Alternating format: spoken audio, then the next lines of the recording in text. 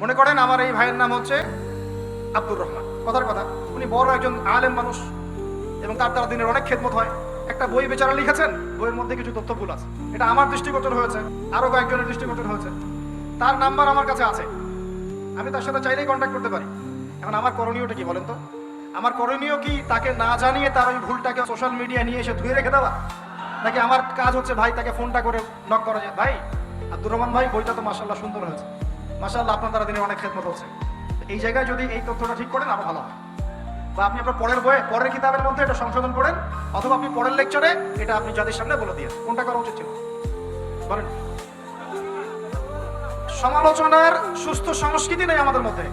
কারণ মানে আমি যে সাফার করেছি, এই সাফারিংস মানে আপনি চিন্তাই করতে পারবেন না এদের কারণে। একদিন সিরাতের একটা দার্স দিচ্ছিলাম, আপনি 50টা সিরাতের বই কিনেন, এই 50টা বইয়ের মধ্যে মিনিমাম 40টা বইয়ের মধ্যে আপনি পাবেন যে রাসূল সাল্লাল্লাহু আলাইহি ওয়াসাল্লামের উপর যখন প্রথম ওহী এসেছে তখন তিনি ঘাবড়ে গিয়েছেন। খাদিজা রাদিয়াল্লাহু আনহার কাছে গিয়ে বলেছেন, আমাকে চাল দিয়ে আবৃত করো, আমার ভয় লাগছে। তিনি সান্ত্বনা দিলেন, আপনার কোনো ভয় নাই, আপনি এতিমের দেখাশোনা করেন, বিধবার পাশে থাকেন, মাজলুমের পাশে থাকেন, ইনশাআল্লাহ আল্লাহ আপনার কোনো ক্ষতি করবেন না। তিনি রেস্ট নিলেন, রেস্ট নিতে নিতে তার কাছে ওহী আসা কয়েকদিনের জন্য বন্ধ হয়ে গেল। যে বন্ধ হয়ে গেছে তিনি খুব পেরেশান যে ওহী একবার আসলো, জিবরাইল আলাইহিস সালাম একদিন আসলেন, আর আসেন না কেন, কি হলো? 5টা আয়াত নাজিল হয়ে সব থেমে গেল, আসছেন না কেন, কি সমস্যা? এই মানসিক চিন্তায় পেরেশানিতে একাধিকবার তিনি পাহাড়ে উঠেছেন নিজেকে শেষ করে ফেলার জন্য। 50টা সিরাতের বইয়ের মধ্যে 40টার মধ্যে এখনো লেখা আছে, আপনি দেখতে পাবেন। কিন্তু আমি এটা নিয়ে কোনো কথা বলি নাই, বইও আছে, লেখকও আছে, প্রকাশনা সংস্থাও আছে, সেই কথাগুলো এখনো আছে, কিন্তু সেই ইস্যুটা এখন আর নাই। ওই সময় 2 বছর 3 বছর আগে ইস্যুটা কেন তোলা হয়েছিল?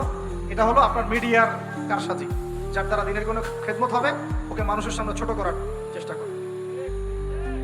এতই যদি সমস্যা, তাহলে এখন বইগুলো ব্যান করে দেয় নাই কেন? আমি লাইনটা স্পষ্ট করে বলছি, পাহাড়ের উপরে উঠে নিজেকে শেষ করে ফেলার চেষ্টা করেছে, এভাবে লেখা আছে, দেখেন না আপনি? না থাকলে আমার নামটা চেঞ্জ করে ফেলুন, তিলকে পুরো তাল বানায় ফেলতে পারে। তখন মানুষ ওইটা নিয়ে সারা দেশ তোলপাড়। একদিন এক্সাম্পল দিচ্ছি, কোরআন হাতে নেই, রায়হান আছে নাকি এখানে? আসস তো তুই। ও বেচারা কি করছে, ও বোঝে নাই, ও তো ছোট ছেলে মানুষ, ও বোঝে নাই। ওই থামলাইন দেওয়ার সময় এটা বাম হাত হয়ে গেছে। এই বাপরে বাপ, যে ধোলাইটা করলো আমাকে, ওয়াশিং মেশিনে ঢুকে একদম ধুইয়ে সাফ করে ফেলে media. Doctor Zakir Naik sir আমাকে বলেছিলেন, এই সাক্ষাতে বলেছিলেন যে নিজের গন্তব্যে অটল থাকবা, আশেপাশে অনেকে অনেক কথা বলবে, কোনো কথা কানও দেওয়া যাবে, এবং তুমি যদি এগুলোর অ্যান্সার প্রতি উত্তর দিতে চাও তোমার গন্তব্য থেকে সরে যাবে। এই জন্য কোনো কথা বলিনি।